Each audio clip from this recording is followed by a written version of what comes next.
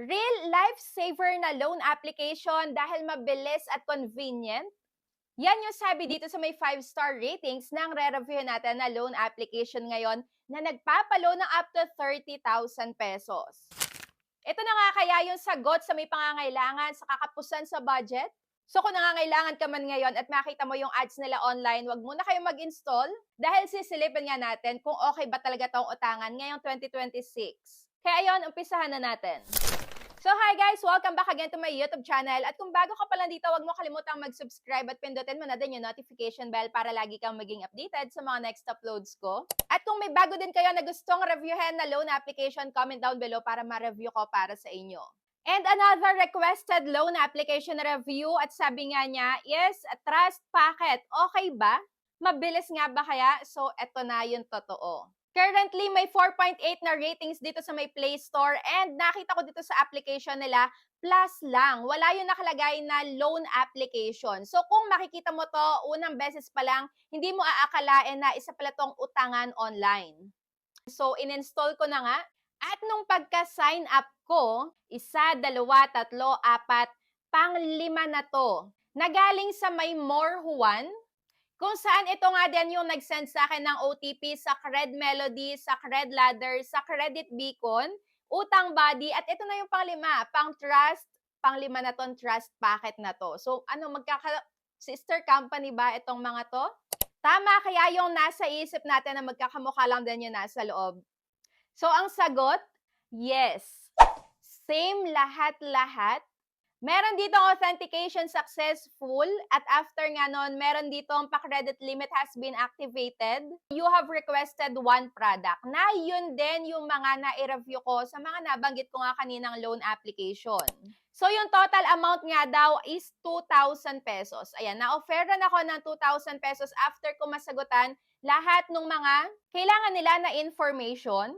And after nun, meron pa sila dito ang pa 5-star. Ayan, i-rate daw natin sila. Pero kung ako sa inyo, wag muna kayong nagre-rate, lalo na hindi nyo naman alam kung natulungan ba talaga kayo, matutulungan ba talaga kayo, or lalo lang tayong ibabaon sa utang. So after nga nun, tama ang hinala nating lahat. So eto na nga ulit si Quick Pesa, na may 2,000 pesos nga ako dito na naka-under review na agad-agad kahit wala pa tayong inaagrihan. Good thing na lang is hindi ako naaprubahan dito dahil siguro hindi din ako naaprubahan doon sa may mga nauna ko pang ginawa ng review. Buti na lang. Kaya disclaimer, kung nagbabala kayo dito na umutang online, ayan, hindi ko kayo hinihikayat na applyan lahat ng mga nire-review ko na loan application. Basta mahalaga, alam nyo kung buo ba siyang matatanggap, gaano ba kabilis yung pagbabayad, short term ba or long term. Dahil dito nga is, yes, 100% short term lang. Taliwas doon sa may mga 5-star ratings na naglalagay dito na ratings and reviews. Pero in reality is nag-o-auto-disburse pala to.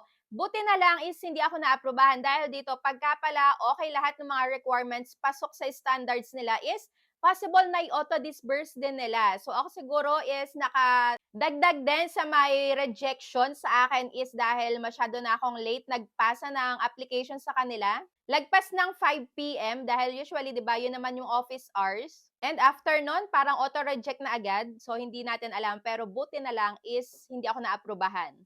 Dahil dito nga, kagaya nung nabasa ko sa 1-star rating, auto-disburse 3 times pa at 3,000 pesos. Pero dito nga sa may 3,000 pesos na to, ayan, 2,100 lang daw yung natanggap niya. Dito, ibig sabihin 3,000 times 3 pa. So 9,000 yon and sa 3,000 each is 2,100 lang yung natanggap niya. So magkano lang yon? 6,300 lang yon and you have to pay 3,500 each. So, ang babayaran mo pa, 10,500 in total at within 7 days lang. So, ito ba yung sinasabi nila na loan app na fast, mabilisan dahil auto-disburse pagka okay lahat ng application mo? And itong isa kagaya ko, easy to apply and super fast rejection. So, yes, easy to apply naman talaga dahil 2 contact reference lang. Yes, meron sila ditong pa-background check bago ka sagot dun sa mga basic information. Ilang beses kang na-overdue, magkano yung amount na na-overdue mo, magkano yung utang mo sa ngayon. At another 1-star rating, kagaya nung nauna ko sa inyong i-shinare is, ayan, nagtatry lang sana siya kung magkano i-offer na credit limit sa kanya. Pero, automatic is, nag-send agad ng 3 beses. 3,000 each din, pero yung natanggap lang niya, 6,300. Pero yung total na babayaran is 10,500 sa loob ng 7 days. Kaya kayo, nasa sa inyo kung ipagpapatuloy niyo pa to, pero buti na lang ako talaga is hindi naaprubahan dahil ang laki na 'to, ang sakit sa bulsa nito. And next, wag niyo nang subukan, malaki ang interest, hindi mo makukuha ng buo ang pera. 1 week lang ang repayment, period. So ayan, kung kayo nakita niyo man yung ads nito online tapos maengganyo kayo, nag-submit kayo ng mga information niyo, at kung talagang sinusuwerte, pasado kayo sa mga standards nila, nako, mag-o-auto disburse 'yan at masakit sa bulsa. Kaya mas okay na nanonood kayo ng mga ganitong klaseng OLA review para malaman nyo kung talagang makakatulong ba or talagang mai-stress ka sa may pagbabayad dahil sobrang laki po. 10,500. At last na 1 star, hindi pa nga ako nag-a-apply. Na automatic na. Ano na namang app to? Automatic daw na nag-disburse din sa kanya. O, di ba? So, ito may nakakalagay doon sa kanilang application na SEC. NCIC compliant sila, pero no sinearch ko nga, meron ba silang company name dito? So, wala ako nakita, kahit anong nakita ako dito, so wala talaga. Kaya, medyo delikado tayo dito pagka ipinagpatuloy natin yung pag-a-apply ng loan. And kung napanood nyo naman to hanggang dulo at ipinagpatuloy nyo pa rin, make sure lang na please kaya nyong bayaran before 7 days. Dahil dito is check meron at meron kayo dito matatanggap ng mga pananakot. Kagaya nung sa mga nauna kong loan application na nabanggit, Cred Ladder, Cred Melody. So, pang-5 na nga tong trust packet.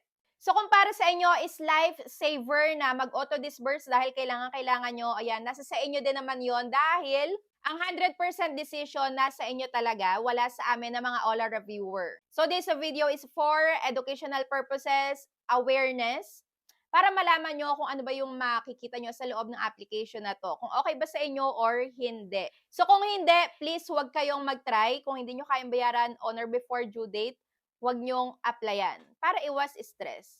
And bago tayo mag-end, share ko muna sa inyo itong ginagamit ko nga na power bank, which is yung Ugreen. MagSafe nga din pala to, and meron siya ditong pa Type-C. May saksakan pa dito sa may gilid and power button.